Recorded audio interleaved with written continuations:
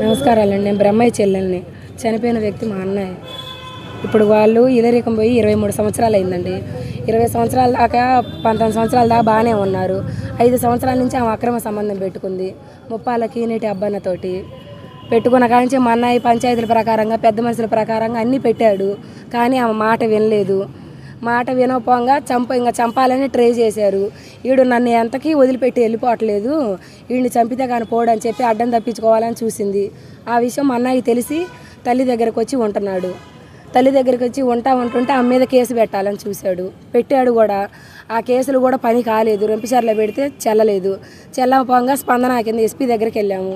SP దగ్గరికి వెళ్తే CA గారి దగ్గరకు పంపించారు. సీఏ గారి నుంచి ఎస్ఐ గారి దగ్గరకు పంపించారు. ఎవరికి అడిగిపోయినా కానీ ప్రాణహాని ఉన్నదనే చెప్పాడు. మొదటి నుంచి కూడా ప్రాణహాని ఉందని చెప్పినా కానీ ఎవరు పట్టించుకోలేదు. అయ్యా, ప్రాణాలు కాపాడాలంటే ఎవరు ఏం చేయలేరు అయ్యా, మీరు కోర్టుకు పోయి వేసుకోండి, మేమేం చేయలేము, భార్యాభర్తలు విడగొట్టలేము కదా అని అన్నారు. కనీసం బైండర్ అయినా చేయాలి కదండి. బైండర్ కూడా చేయలేదు. చెయ్యపంగా అన్ని చోట్ల తిరిగినా కానీ ఎక్కడికెక్కడికి వాళ్ళు లంచాలు ఇచ్చారు. లంచాలు ఇచ్చిన వాళ్ళు మేమే డబ్బు ఆధారం లేని వాళ్ళు మేము ఎంతవరకు ఇస్తామండి.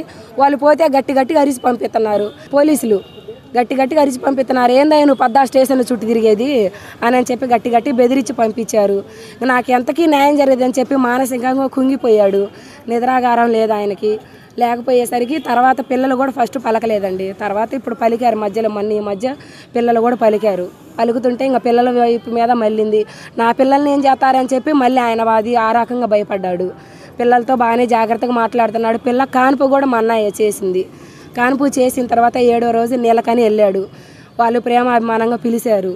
పిలిస్తే వాళ్ళకి ఏదో తగిన వస్తువు తీసుకెళ్ళాడు. సంతోషంగానే ఉన్నాడు. 5 దాకా కూడా తల్లితో బాగానే మాట్లాడాడు. అమ్మ నాకేం కాదమ్మా, నేను బాగానే ఉన్నాను, నేను వస్తాను, తెల్లారి ఈ ఒక పూట కూతురు కాడు ఉండొస్తానని చెప్పాడు. అలాంటి వ్యక్తి నైటు 12 గంటలకి చనిపోయాడన్న వార్త మాకు మెసేజ్ పెట్టారండి. మాకు ఫోన్ కూడా చేయలేదు. ఫోన్ చేస్తే స్విచ్ ఆఫ్. మాకు వీడియోలు వచ్చినాయి. కొనుపితో ఉండి మాకు వీడియోలు పెట్టాడండి.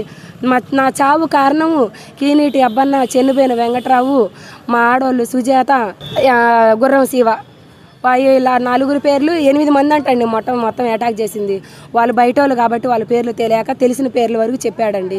అంతకన్నా ముందే సందకాడి బ్లాక్మెయిల్ చేశారంట. నువ్వు వెళ్తావా ఎలవా ఈ ఊర్లో నుంచి అని. అది మాకు ఊర్లో తెలిసిన వాళ్ళు చెప్పారండి. మాకు తెలియదు వాళ్ళు ఎవరో కూడా. ఊర్లో ఎవరో మాకు ఇన్ఫర్మేషన్ ఇచ్చారు. అది బాగా ఒత్తుపోయాడండి. ఒత్తుపోయిన మనిషికి మేము అండగా ఉంటుంటే అండగా ఉన్న మనిషిని మంచితనంగా పిలిపించి ఆ రకంగా చేశారు.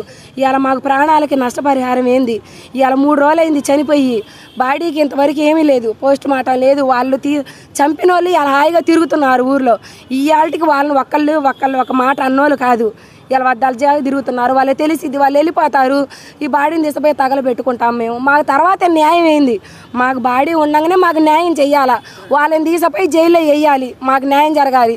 ఆ తల్లి కడుపు కొత్త మీరే తీర్చాలండి. మా కొడుకు పేరు బెమ్మయ్య, మోడమడుసు బెమ్మయ్య. ఇల్లిటం పోయాడు. ఇల్లిటం పోయిన కానీ 20 సంవత్సరాల నుంచి బాగానే ఉంటున్నారు.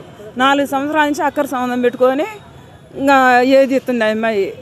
ఏది ఇస్తుంటే వాడు బెదిరించి నా కొడుకుని సావదింగారు సార్. చాలా తీసుకుపోయి సావదేశారు. ఏ స్టేషన్లో పోయినా మాకు న్యాయం అనేది జరగలేదు సార్.